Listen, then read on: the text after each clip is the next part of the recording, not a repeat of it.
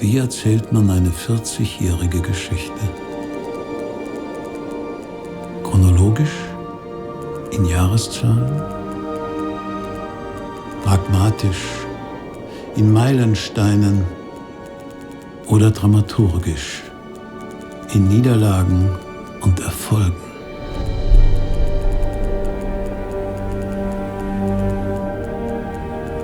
Ist eine Geschichte nicht viel mehr als das Sichtbare?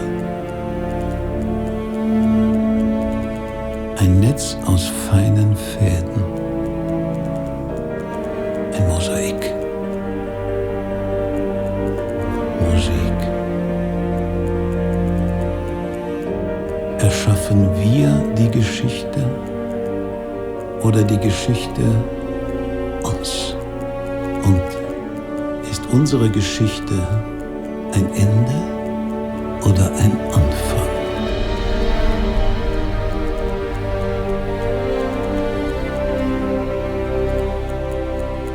Die Zeit ist vergangen wie im Flug.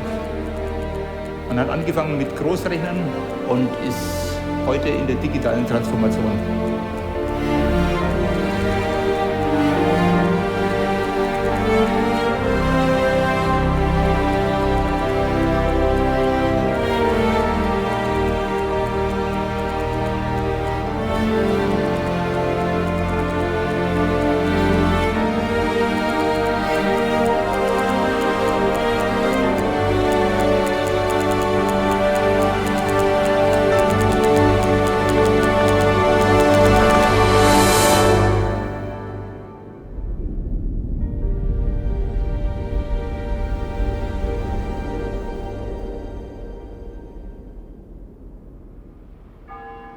Also da bin ich letztendlich überzeugt, dass wenn die menschliche Beziehung eben stabil und nicht geldgetrieben, sondern irgendwo anders getrieben, auch nicht primär oder nur businessgetrieben, sondern eben ist ein Mix zwischen ähnlichen, gleichen Businessinteressen und auch dem Verständnis, wie man Geschäfte macht.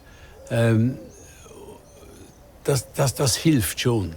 Weil man muss dann einen Teil einer Geschäftsbeziehung oder einer Entwicklung auch einer Firma gar nicht mehr diskutieren. Die ist einfach da. Und dann versteht man sich irgendwie und kann sich dann eben inhaltlich anderen Themen zuwenden.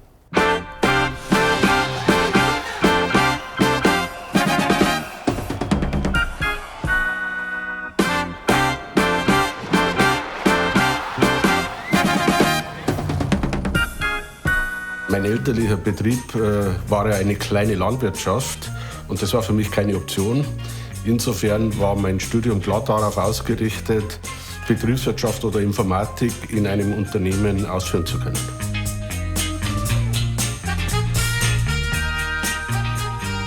Wenn man Abitur macht, macht man ein paar Reisen. Wir waren in der Uni in Ulm und da hat mich der Professor gebeten, in der Informatikabteilung mich vor so einen Telegrafenkasten zu setzen und ein Spiel durchzuführen.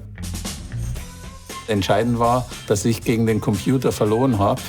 Und das hat mich so geärgert, dass ich am nächsten Tag angefangen habe, mit dem Thema Informatik und Computer auseinanderzusetzen. So war das einfach eine ganz einfache Geschichte, Zufall, Glück. Also ich habe nach meiner Lehre als Industriekaufmann versucht, mich irgendwie beruflich weiterzuentwickeln. Und habe mich dann entschieden, an die Fachoberschule zu gehen, Fachhochschulreife zu machen und ein Studium anzugehen.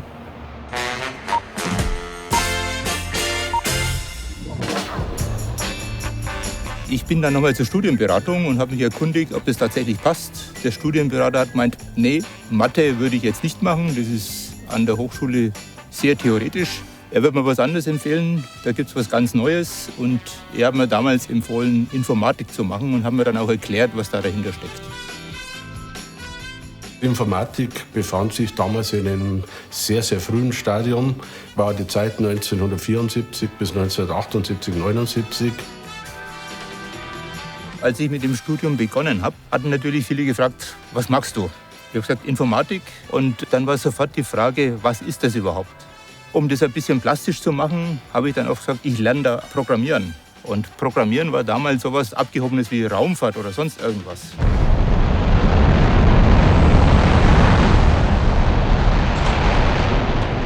Die Möglichkeiten im Studium waren verglichen mit dem, was man heute machen kann, äußerst spartanisch. Es hat noch keinen Bildschirm gegeben, was heute selbstverständlich eigentlich ist. Es hat Rechner gegeben, die waren 4K groß und die Programme, die wir geschrieben haben, waren noch Maschinenprogramme. Wir hatten noch auf Formularen die ersten Programme geschrieben. Und anschließend hat man sich einen Kartenlocher gesucht und hat dann sein Programm direkt auf Lochkarten geschrieben. Und diese Lochkarten konnten später dann von der Maschine eingelesen werden, verarbeitet werden und dann hat man die Auswertung am Folgetag gekriegt. Meine ersten Übungen in Informatik habe ich auf Lochkarten programmiert. Die haben mich dermaßen frustriert, weil ich am Morgen immer nur meine Übungsaufgabe zurückkriegte mit dem Bemerk Syntax-Error, weil ich wieder irgendwelche Lochkarten vertauscht hatte oder mich irgendwo vertippt hatte. Ich kann mich erinnern, meine Abschlussarbeit, das waren dann 2000 Programmierzeilen, sprich 2000 Lochkarten. Und der Höhepunkt war, dass mir dieser Karton runterfiel und ich einen halben Tag beschäftigt war, die wieder in die richtige Reihenfolge zu sortieren. Und noch schlimmer, 5-Bit-Lochstreifen.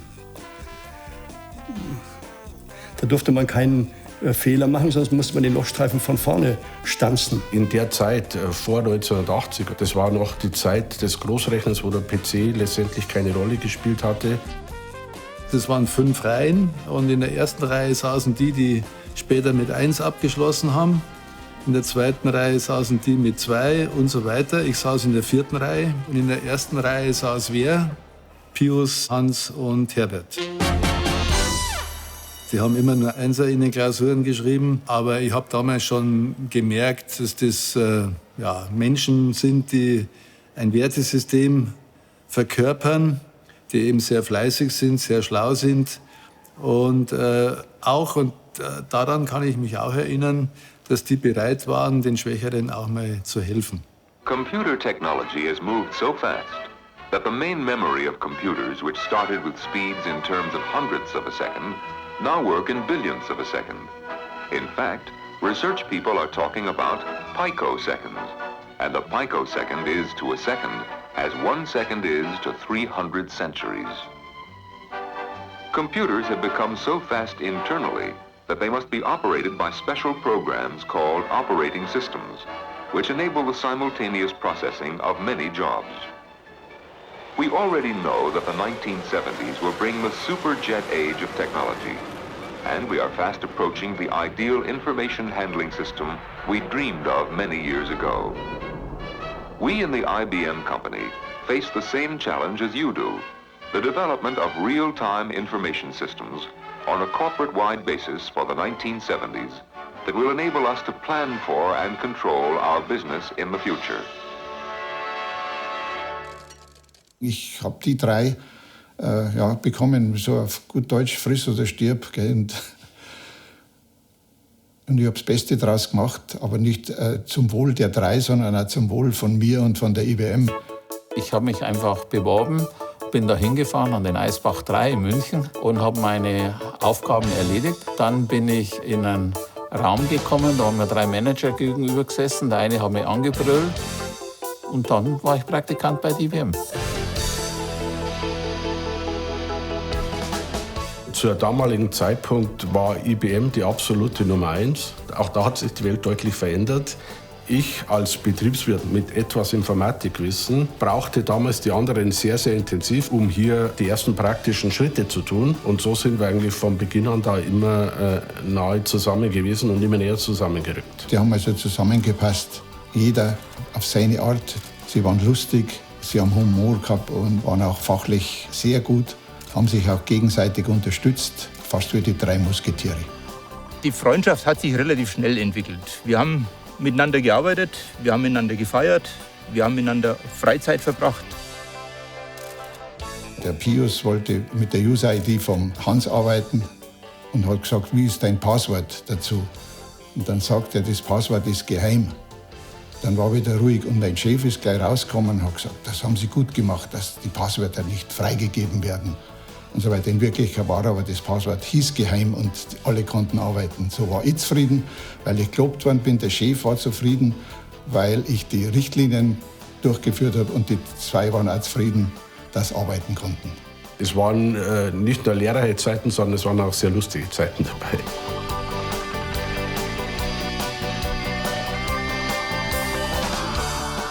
Der Pius, der hat für die Firma Telerent gearbeitet, der Hans für BMW, Deutsche Zündholz, der Herbert für Audi.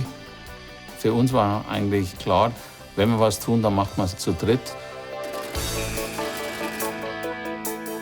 Da hat einmal der Pius für die Firma Quelle ein bisschen einen Programmfehler drin gehabt und da wurde ein bisschen zentnerweise Papier bedruckt.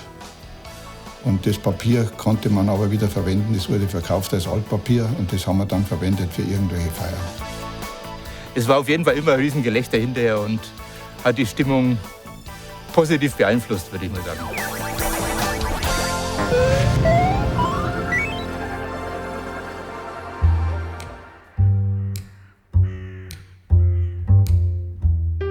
Als die Werkstudentenzeit zu Ende war, wollte ich unbedingt, dass die 3 eingestellt werden in meine Abteilung. Aber da hat die IBM generell einen Einstellstopp verfügt und ich konnte sie nicht haben. Ich wollte sie nicht im Regen stehen lassen und bin dann zum Vertrieb gegangen, ob sie irgendwelche Kunden wissen, die Leute brauchen. Dann wurde mir gesagt, bei der Vereinigten Versicherungsgruppe, da wird jemand gebraucht. Und ich soll mit dem Projektleiter sprechen, ob der sie nimmt. Ja, die sind jung und die haben nicht Erfahrung und so weiter. Und ich habe immer gesagt, die sind gut, die sind sehr gut. Und dann musste er sie aber nehmen, weil das Projekt im Rückstand war. Die Maschine war schon geliefert. Das war die Realisierung der Bestandsbearbeitungssysteme für den Lebensversicherer und den Krankenversicherer. Das hat man alles auf neue Beine gestellt. Also die Vereinte war damals IT-technisch in einem relativ alten Zustand und hat eben in einer Hauruck-Aktion gesagt, sie müssen alles neu entwickeln. Und da gab es also einen Herrn, der das Ganze von der IT-Seite gesteuert hat. Und ich war für die Produktgestaltung in Leben und Kranken zuständig. Und mein Berührungspunkt zur IT war, dass ich die mathematischen, kalkulatorischen, produktorientierten Vorgaben für die IT-Systeme geliefert habe. Wir haben uns immer wieder getroffen. Nachher sage ich, und ist der Projektleiter, ist er zufrieden mit euch? Dann schaut der eine den anderen an und lacht und kichert. Dann sage ich, was ist los, was ist los? Ja, soll man es ihm sagen, soll man es ihm sagen? Ja, sagt's, was ist denn los? Sagt er, der berichtet jetzt an uns.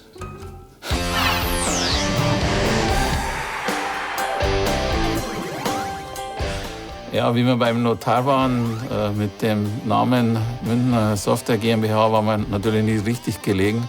Der Notar hat gesagt, was wollt's denn ihr mit dem Namen München da drin? Der ist geschützt, das kann ich jetzt nicht machen. Ja, und dann haben wir spontan gesagt, dann kürzen wir das ganze Thema ab und nehmen unser MSG.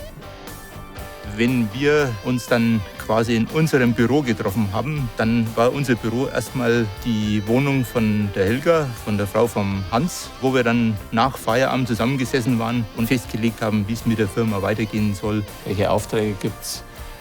Was können wir jetzt tun? Weil Büro war für uns damals schlicht und einfach noch zu teuer. Damals gab es ja noch keine Textsysteme wie heute. Und dann hat eine Schreibmaschine her müssen. Das geht ja gar nicht anders.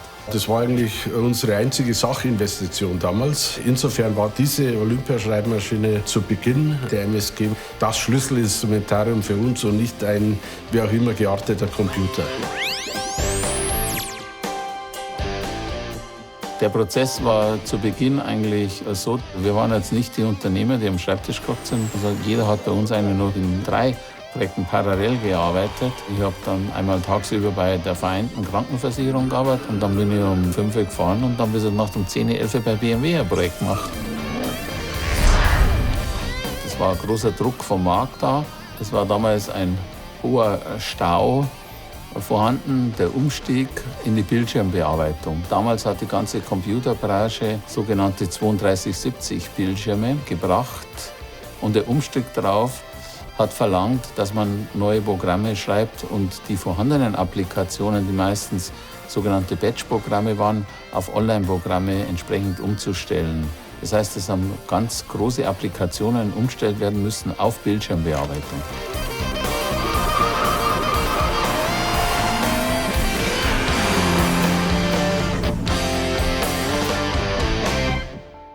Im Rahmen unserer Praktikantentätigkeiten haben wir unter anderem eine Anwendung entwickelt, ein Lagerverwaltungssystem für alle ca. 500 BMW-Händler in Deutschland. Diese Software, die lief zweimal im Monat im IBM-Rechenzentrum.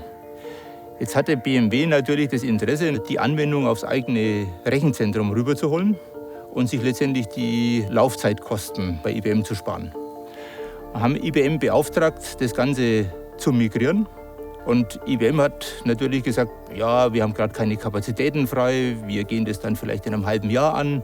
Und in dem Zusammenhang ist der fachliche Leiter von dem Projekt auf der BMW-Seite dann auf uns zugekommen und hat gesagt, ja, traut ihr euch zu, das Ganze in unser Rechenzentrum zu übernehmen? Und ich sage es mal, wir haben es uns damals eigentlich fast nicht zugetraut, aber das war natürlich die Chance, bei BMW reinzukommen. Und in der Folge, nachdem das alles gut über die Bühne gegangen ist, haben wir eine ganze Reihe Folgeaufträge gekriegt, sodass letztendlich auch Hans und Pius bei BMW dann tätig sein konnten. BMW hat uns in diesen 40 Jahren intensiv als Kunde begleitet. Es gab Phasen, wo wir über die Hälfte des Geschäftes mit dem Großkunden BMW gemacht hatten. Zwischenzeitlich ist BMW einer von 2000 Kunden in der MSG, allerdings nach wie vor ein Schlüsselkunde und ein großer Kunde.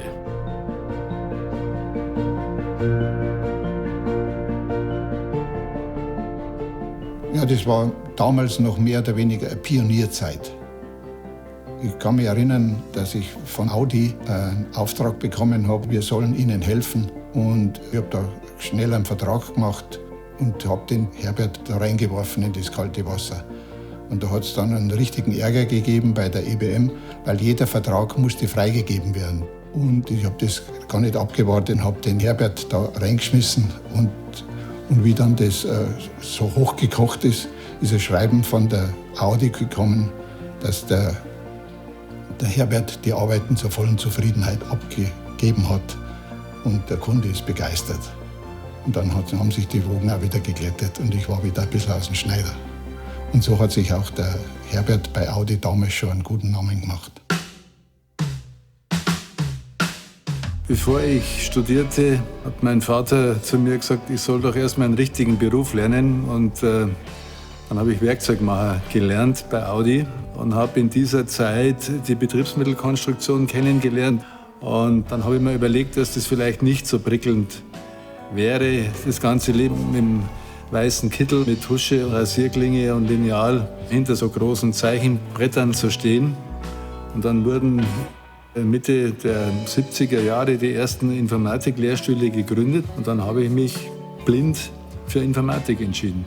In meinem Berufsleben, da gab es immer, ich nenne es immer so Weichenstellungen, wo ich sagen konnte, ich gehe jetzt nach links, ich gehe nach rechts. Ja, also ich meine, eine ganz wichtige Thematik war damals zu sagen, ich verlasse die Informationsverarbeitung und gehe in der Autoindustrie näher an das Kerngeschäft, ans Produkt. Das war so eine Entscheidung. Und so kam diese Karriere zustande. Ich bin ja nicht aufgewacht irgendwann und habe gesagt, ich muss morgen Vorstandsvorsitzender von Porsche oder Volkswagen werden. Ich meine, das ist ja illusorisch. Matthias war damals Hauptabteilungsleiter bei Audi und wollte auch solche Systeme, die wir für BMW geschrieben haben, bei Audi einführen. Man kann sagen, dass bei Audi die Logistik weit hinter der Konkurrenz hinterher war.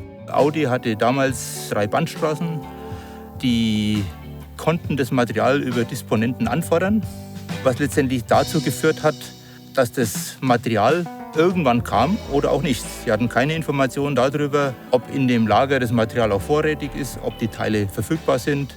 Und das hat letztendlich dazu geführt, dass man an den Bandstraßen sich möglichst viele Teile gehalten hat, um letztendlich nicht zu einem Bandstopper zu kommen.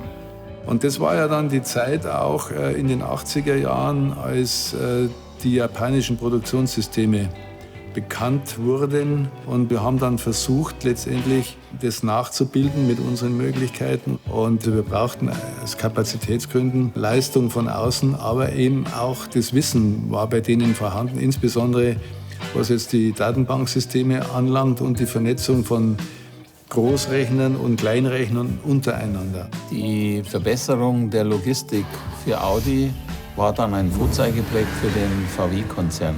Dieses ganze Wissen über die Logistik ist dann bei VW installiert worden. Wo wir also die gesamte Logistik sowohl für Inhalts- als auch für Kaufteile organisiert haben. Und da war Ineas ein Teil davon und die MSG im Grunde immer mit an Bord. Also dieses Beispiel Ineas ist ja nur eines von vielen, wo die MSG die Audi AG unterstützt hat. Wir hatten Ende der 80er Jahre die Situation, dass ein Folgeauftrag anstand. Wir waren uns soweit einig und wussten genau inhaltlich, wie der Auftrag aussieht. Und dann sagt Matthias Müller: So, meine Herren, bevor wir jetzt die Verträge unterschreiben, Autoschlüssel auf den Tisch. Und wir sind da beide ganz blass geworden, obwohl wir ihn gut gekannt hatten, weil wir die falsche Marke in der Hosentasche hatten. Und der Hans hat einen BMW-Schlüssel auf den Tisch gelegt, ich habe einen BMW-Schlüssel auf den Tisch gelegt. Er hat gesagt, also er möge ja gute Informatiker sein, aber von Autos versteht er nichts. Dann hat er unterschrieben und gesagt, und beim nächsten Mal bitte mit Audi kommen. Die drei, die waren fast jedes Wochenende waren die im Betrieb und haben Strategien besprochen. Es war also nicht bloß eine 5-Tage-Woche für die drei, sondern die haben ja wirklich jeden Samstag haben die da über die Strategien gesprochen und Probleme und so weiter. Strategische Partnerschaften ist ein Kernelement von der MSG. Für uns sind strategische Partnerschaften ganz extrem wichtig. Wir wollen wenig Partnerschaften, aber diese wenige Partnerschaften intensiv leben. Es gibt keine Softwarefirma, die in einer Branche alles abdecken kann, was funktional gebraucht wird. Und in diesen strategischen Partnerschaften war die SAP, ist die SAP und hoffentlich bleibt die SAP der strategische Schlüsselpartner, was die Zusammenarbeit betrifft. Damals wurde von den 5 Gründern eine Handvoll Mitarbeiter rekrutiert und die erste Einstellungsrunde war dann 1978, wo ich dann als 40. Mitarbeiter der SAP mit dazugestoßen bin. Ich hatte speziell auch Angebote von größeren Firmen wie Siemens oder Procter & Gamble und musste mich dann schon entscheiden, hier in dieses Start-up einzugehen. Und auch später noch, als wir 400 Mitarbeiter waren, hatte keiner die Idee, dass daraus mal ein Weltkonzern werden würde. Das Kerngeschäft der SAP war Schwerpunkt Financials und die Core-Anwendungen in Unternehmen. Und man hat sich nur langsam in die Spezifikas der unterschiedlichen Branchen hineinbewegt. 1996 hat die SAP dann diesen Gedanken weitergeführt. Und dort hatte ich Hans Zehlmeier das erste Mal getroffen, als wir beim Gerling mit dem Geschäftspartnersystem eigentlich als Konkurrenten aufgetreten waren. Der erste Eindruck war sicherlich, dass er eine ähnliche Persönlichkeit war wie die Gründer der SAP. Sehr kompetent, sehr sympathisch. Ich bin nach Köln zu Gerling gegangen, war von Gerling geholt worden wegen Umsetzung eines Kfz-Projektes. Nach 4 Monaten Arbeiten ist der Vorstandsvorsitzende gekommen und hat gesagt, er möchte die ganze Informatik neu strukturieren. Und das Wissen der MSG über Versicherungen und die Finanzkraft der SAP war ein ganz, ganz tolles Gespann. Er würde bereit sein, da viele Millionen zu investieren, ob er einen Termin mit SAP vereinbaren darf. Also vor diesem Zeitpunkt hatte ich noch nichts von MSG gehört. Das lag auch daran, dass SAP keine Branchenfokussierung hatte, sondern eben global aufgestellt war. Und mit dem Eintritt in die Versicherungswirtschaftsbranche haben wir erstmalig dann auch MSG kennengelernt. 3 Wochen später haben wir uns dann getroffen und haben das erste Gespräch geführt. Dann ist es an den Vorstand der SAP gegangen. Nach einiger Zeit, in der wir verstärkt in die Versicherungswirtschaft mit den traditionellen Produkten wie Personalwirtschaft, Buchhaltung, Treasury eingestiegen sind, haben wir dann auch gemeinsam die ersten internationalen Schritte gemacht, weil die Entwicklerteams eigentlich konkurrent waren. Also MSG war eigentlich baugleich wie die SAP. Und das war natürlich für uns eine große Chance, weil wir somit eigentlich mit der SAP gemeinsame Interessen hatten aus den klassischen Kernanwendungen, mit denen die SAP groß geworden ist, schrittweise auch in die Kernanwendung anderer Branchen zu kommen und da in Richtung Partnerschaft mit der SAP die nächsten Schritte tun. Ich vergesse nie, mit Hans Zeltmeier innerhalb eines Tages mit Singapore Airways morgens wegzufliegen von Frankfurt nach New York, eine abenteuerliche Taxifahrt zu dem Gerling Headquarter und dort in einer Stundensitzung alle zu überzeugen und am gleichen Tag wieder zurück nach München.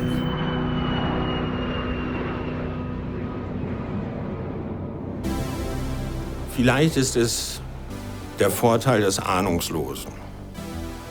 Ich kam ja nun völlig von außen, hatte von operativen Verwaltungssystemen eigentlich nicht richtig eine Ahnung. Ich war nur der festen Überzeugung, Verwaltung kann nicht so spezifisch sein. Also warum zum Teufel soll es wettbewerbsentscheidend sein für eine Versicherung, auch für eine Rückversicherung, ob sie nun ihr eigenes Verwaltungssystem hat, sondern eigentlich müsste man das kaufen können. Und die Leute, die lange genug in der Rückversicherung waren aber so überzeugt, dass sie ganz besonders sind und überhaupt Rückversicherung ganz besonders ist. Und ihre Rückversicherung noch besonderer. Und die Rückversicherung in Kanada war noch viel besonderer. Und die Lebensrückversicherung in Kanada war das Besonderste von allen. Also so hütete man den heiligen Gral des Besonderssein. Es gab auf dem Markt neben der Münchner Rücklösung noch eine zweite Lösung, die die MSG entwickelt hatte. Deswegen habe ich gesagt, wir müssen davon weg.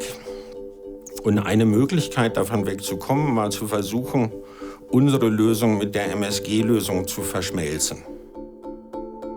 Und so bin ich an Herrn Zeltmeier getreten. Ist das nicht eine gute Idee? Wollen wir das versuchen? Die Logik hat beide eigentlich sofort überzeugt. Und wir haben dann versucht, das Vorhaben in einem Memorandum of Understanding zu formulieren. Wir hatten ja die Zusammenarbeit ursprünglich noch gestartet auf einer Nicht-SAP-Plattform. Und auf dieser Basis hatten wir auch diesen sogenannten Letter of Intent geschlossen. Und wir hatten dann gesehen, dass Anspruch der Münchner Rück und Lösung und Architektur unseres Systems in keinster Weise zusammenpassen. Und wir haben uns dann auseinanderdividiert. Das war etwas schwierig, weil letztendlich Herr Zeltmeier etwas spät gemerkt hat, dass das Memorandum in Wirklichkeit ein Vertrag war. Er hat dann mal unserem Rechtsanwalt gesagt, Herr Schweinoch, das ist doch Memorandum of Understanding. Und da sagte ihm Herr Zeltmeier, wenn ich Ihnen eine Kuh in den Stall stelle und schreibe vorne auf den Kopf Pferd drauf, dann bleibt es eine Kuh, merken Sie sich das? Theoretisch als Münchner Rück hätten wir auf Einhaltung des Vertrages pochen können, was der MSG das Genick gebrochen hätte. Deswegen glaube ich, wenn man Herrn Zeltmeier erschrecken will, kann man sich von hinten anschleichen und leise Schweinoch ins Ohr flüstern. Dann wird ihm das Herz immer noch zu flattern beginnen aus dieser Zeit. Aber das war das Gute, als wir im Jahr 2000 wirklich eine neue Lösung brauchten, hatten sie plötzlich ein Produkt, das A auf einer modernen Technologiebasis da war und das auf unserem Gedankengut passierte. Und da sind wir dann vollständig und endgültig zusammengegangen. Man weiß zu Beginn eines Projekts nie, wie es ausgehen wird. Jedenfalls nicht bei großen Projekten, die wir bei SNM gemacht haben.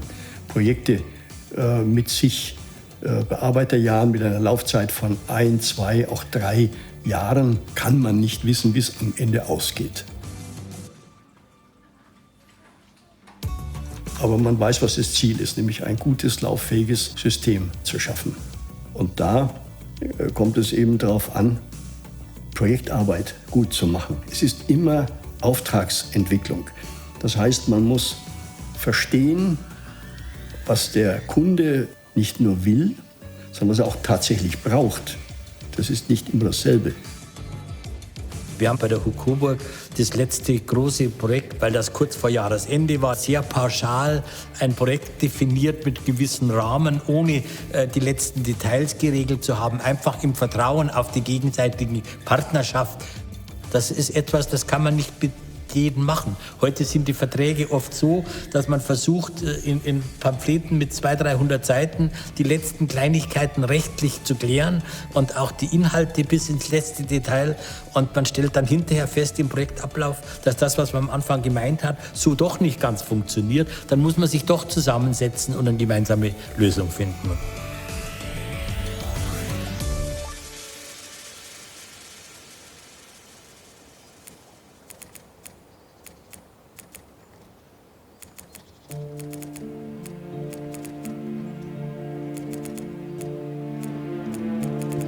Was mir auch von den Kunden teilweise zurückgespiegelt wird, ist letztendlich, dass die MSG in Projekten sehr zielorientiert ist.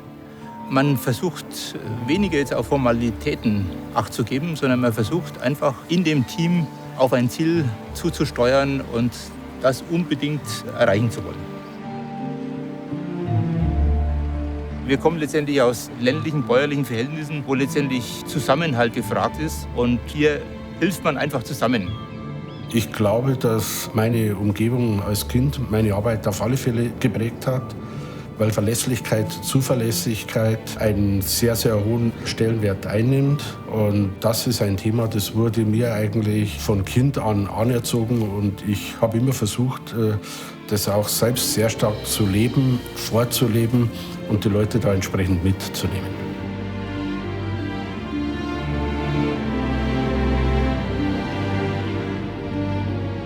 Für uns war es selbstverständlich, dass wir, wenn wir irgendwo unser Wort gegeben haben gegenüber einem Kunden, dann sind wir auch dazu gestanden und haben letztendlich das Ganze auch eingehalten. Auch wenn es dann im Projekt später mal Schwierigkeiten gegeben hat, wir durch das Tal der Tränen mussten, dann haben wir trotzdem am Ziel festgehalten, haben das durchgezogen. Wir haben uns damals 3 Grundsätze gegeben. Erstens, wir machen keine Schulden. Zweitens, dass wir immer Applikationen machen. Und das dritte Thema ist, wir stellen immer den Menschen ins Mittelpunkt. Weil wenn man den Menschen in den Mittelpunkt seiner Aktivitäten stellt, dann gibt es einen wieder zurück.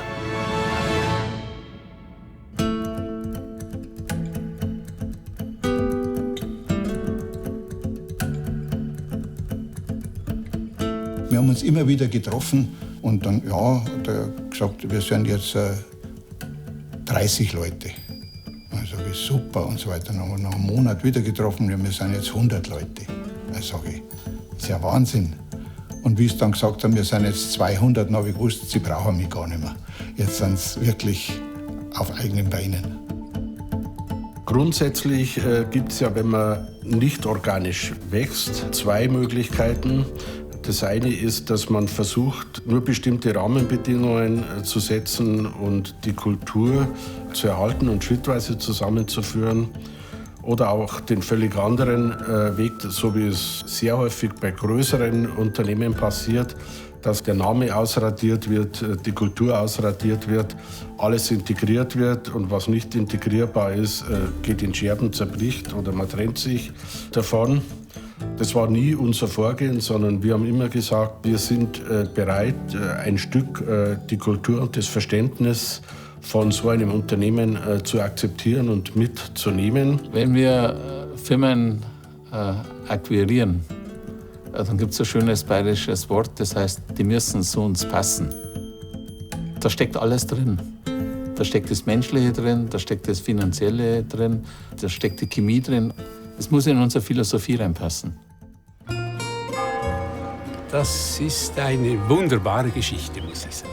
Ich kann mich ganz genau erinnern. Ich glaube, es war im Januar 2006, als wir da diese Präsentationen gemacht haben für potenzielle Investoren oder Aktionäre. Und Hans hat die Philosophie der MSG erklärt. Da entstand eine Situation bei mir, als ich dann zu unserem Berater gesagt habe, du, komm, lass uns Mittagessen gehen, ich brauche ein Glas Weißwein, ich glaube, da liegt etwas in der Luft. Und zwar einfach, weil man gespürt hat, das sind sehr engagierte Leute, die wissen, wovon sie sprechen, die sind nicht geldgetrieben, sondern inhaltlich businessgetrieben. Ich habe da zu meinen Kollegen gesagt in der Geschäftsleitung, letztendlich ist es Geld gegen Freiheit. Entweder bezahlt einer sehr viel und dann müssen wir da eben durch mit diesem Aktionär, oder wir halten vielleicht etwas weniger, nicht das Maximum. Dafür haben wir mehr unternehmerische Freiheit und können die Firma so gestalten, wie wir es eben für gut befinden. Ich kann mich noch genau erinnern, als Hans mal gesagt hat, wenn es läuft, dann führen wir an der langen Leine. Wir greifen erst ein, wenn es nicht mehr gut läuft. Und wir hatten das unglaubliche Glück, dass es unglaublich gut gelaufen ist. Wenn ich Mitarbeiter habe, dann funktioniert das im Grunde genommen nur, wenn ich die laufen lasse. Also ich habe einmal eine Situation gehabt, die war ja nun durchaus ehrgeizig und habe, als ich damals Produktmanager bei Audi wurde, durchaus, sagen wir mal vorsichtig, sehr robust, um nicht zu sagen manchmal ruppig agiert und war der Meinung, eigentlich müssten alle Mitarbeiter und Kollegen so sein wie ich, dann wäre es gut. Mein Chef, der hat damals zu mir gesagt, überleg dir das mal gut, ob das der richtige Führungsstil ist. Und ich habe dann darüber nachgedacht und bin für mich zu der Erkenntnis gelangt, dass ich selbst Defizite habe, die ich ausgleichen kann, indem ich entsprechende Mitarbeiter und Partner habe, die eben anders gestrickt sind. Und an dem Punkt muss man halt die Toleranz aufbringen, zu akzeptieren, dass der andere anders ist und dass in Summe aber was Besseres unterm Strich herauskommt. In einem Unternehmen wie der MSG braucht man sehr verschiedenartige Leute. Die einen, die am Anwender dran sind, über die Fachlichkeit der Anwendungslösung etwas verstehen und mit dem Kunden gut kommunizieren können, und zwar mit den ganz verschiedenartigen Kunden. Und auf der anderen Seite braucht man eben das ganze Spektrum von technisch Interessierten und Begabten, die eben auch eine softwaretechnische Lösung hart erarbeiten können und nicht nur flotte Reden beim Kunden führen.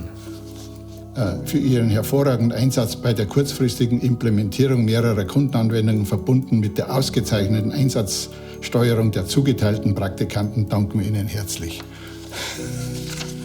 Und das habe ich zu verdanken den Dreien, dass da auch bei mir dann was rübergewachsen ist. Ich wurde dann zum Chefberater ernannt und das habe ich auch denen drei zu verdanken. Ich war immer ein bisschen im Laufschritt unterwegs früher und ein bisschen in Eile. Und irgendwann hat man mir dann den Spitznamen des C-Head gegeben, das eine C-Head, das immer zu spät kam. Und das ist mir dann schon ein paar Jahre hinterhergelaufen. Und da hat es immer geheißen, bei internen Meetings, extern war ich natürlich immer pünktlich, intern, jetzt geht es noch ein C-Head, bis er kommt. Und da habe ich natürlich schon sehr stark daran gearbeitet, um das wegzukriegen. Ich habe ja eine Vergangenheit in dem Bereich Datenverarbeitung. Als ich angefangen habe, das war 1959 bei der IBM. Und ich denke, das war 2001, als an mich die Idee herangetragen wurde, ob ich in dieser Gesellschaft den Vorsitz des Aufsichtsrats übernehmen wollte. Damals stand an, dass die Gesellschaft von einer GmbH in eine Aktiengesellschaft umgewandelt werden sollte.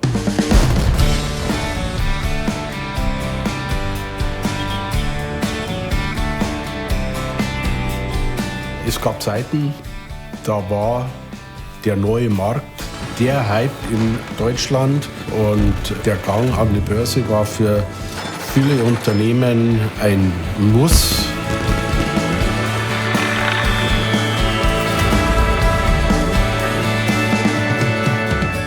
Ich hatte davor große Angst. Denn ich kenne viele Aktienunternehmen.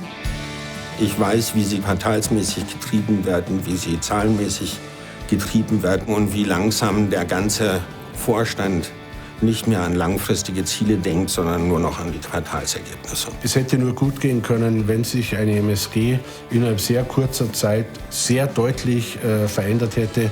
Ansonsten wäre das Risiko des Scheiterns groß gewesen. Nach meiner Einschätzung wäre das Thema Mensch und Menschlichkeit auf der Strecke geblieben. Wir haben Gott sei Dank sehr gute Manager, die wissen, was sie können und was sie wollen. Wir hatten das Thema dann auch ernsthaft geprüft, waren eher der späte Folger. Und das war für uns vielleicht auch ein Stück Glück, weil ja der neue Markt dann zusammengebrochen ist wie ein Kartenhaus und letztendlich sich damit das Thema für uns fast von selbst erledigt hatte. Nachdem diese Affinität der drei zu ihrem Unternehmen so groß war, war es eigentlich vorprogrammiert, dass dieser diskutierte Weg nicht zum Erfolg führen würde. Also mir war sehr bald klar, dass Hans ganz sicherlich nicht die Idee hatte, die Gesellschaft zu diesem Zeitpunkt an die Börse zu bringen.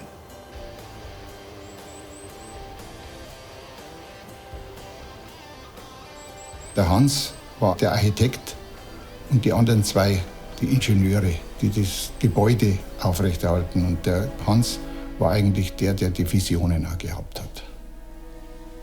In der GmbH waren die drei Gründer Geschäftsführer mit gleichen Rechten.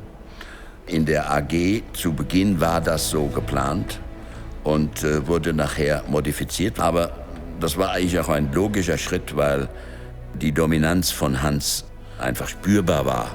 Und ich habe aufgrund meiner Lebenserfahrung und Berufserfahrung, ich bin ja nun kein heuriger Hase, sehr dafür plädiert, dass es hier klare Mehrheiten geben sollte.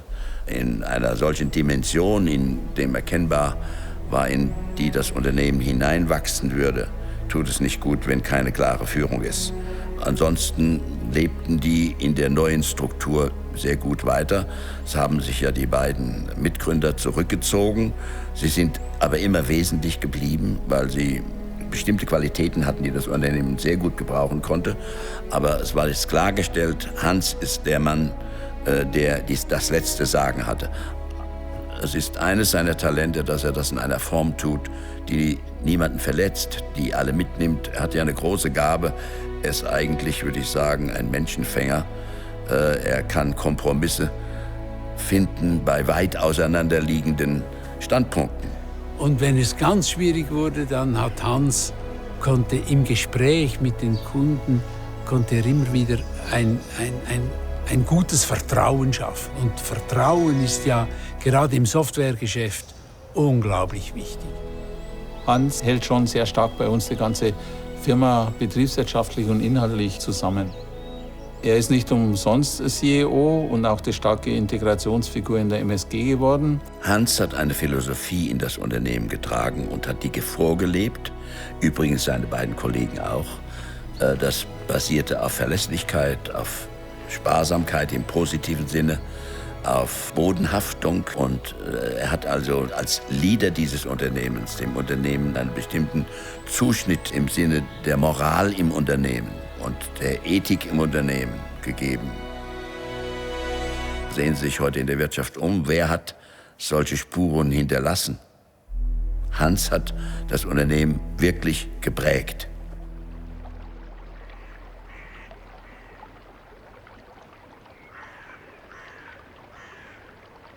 Der erste Zufall war schon, dass sie zur IBM gekommen sind. Der zweite Zufall ist, dass die drei zusammengepasst haben.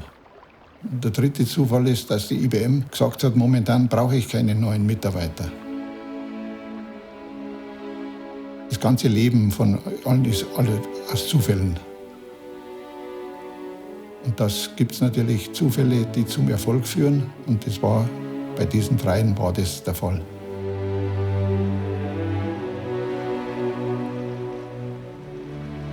Vielleicht bin ich manchmal ein Stück zu harmoniebedürftig für eine doch relativ anspruchsvolle Welt von heute. Ich bin ein Mensch, der eindeutig das Miteinander sucht und ich glaube, ich habe dieses Miteinander auch sehr versucht, in die MSG-Familie hineinzutragen und damit wesentlich die MSG-Familie in den letzten 40 Jahren mit zu formen.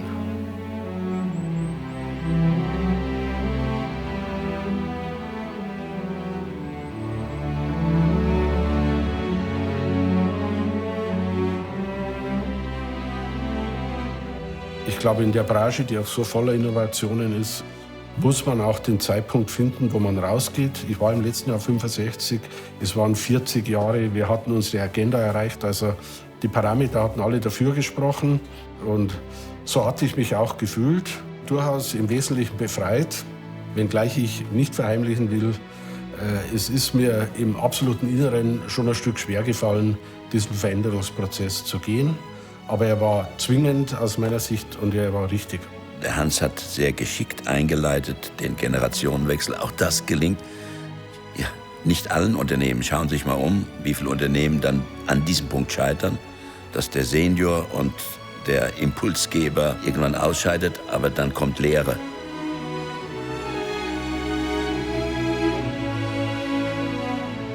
Wenn ich zur MSG komme, begegnen mir auf dem Flur immer wieder ehemalige S&M-Kollegen und sagen, hallo Herr Dehnert, schön Sie zu sehen. Bei der MSG sind, so hat Hans Zeltmeier mir mal gesagt, ungefähr 200 ehemalige S&M-Mitarbeiter. Einer davon Stefan Frohnhoff, ein ehemaliger Kollege. Darüber freue ich mich sehr und bin geradezu ein wenig stolz darauf.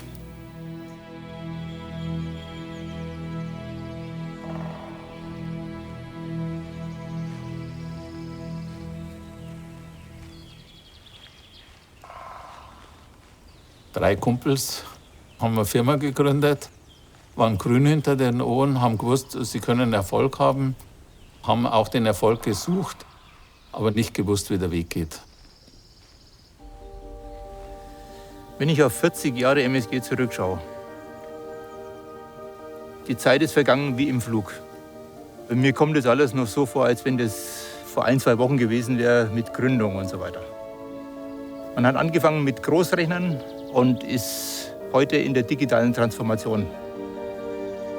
Man hat immer irgendwelche Ziele, die am Anfang nur schwer erreichbar scheinen. Und wenn man die irgendwie erreicht, gemeinsam im Team, dann ist es eine Sache, die unheimlich zusammenschweißt. Ich meine, wir hatten ja gestartet mit 3 Kollegen und wir haben letztes Jahr unsere Milliarde erreicht mit 8000 Kolleginnen und Kollegen. Es war eine tolle Zeit und wenn ich auf die 40 Jahre zurückblicke, dann kann ich durchaus sagen, ich empfinde Genugtuung, was da war und ich empfinde Dank und ich kann da nur an alle Beteiligten sagen, vielen Dank an das, was in den 40 Jahren gemeinsam passiert ist und was wir gemeinsam haben erreichen können.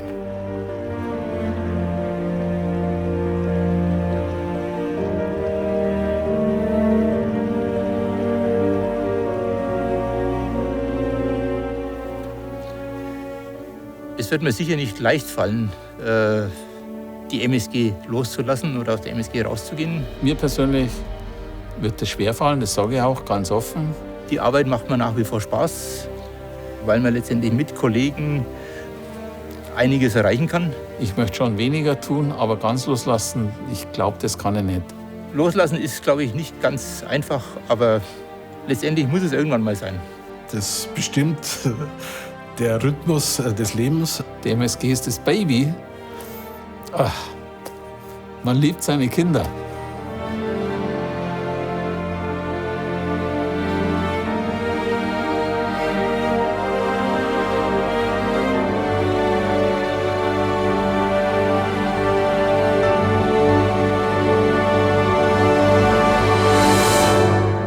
Es ist Kontinuität.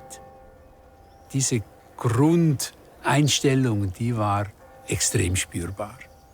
Also Stabilität in den Grundwerten, aber Dynamik in der Wachstumsstory.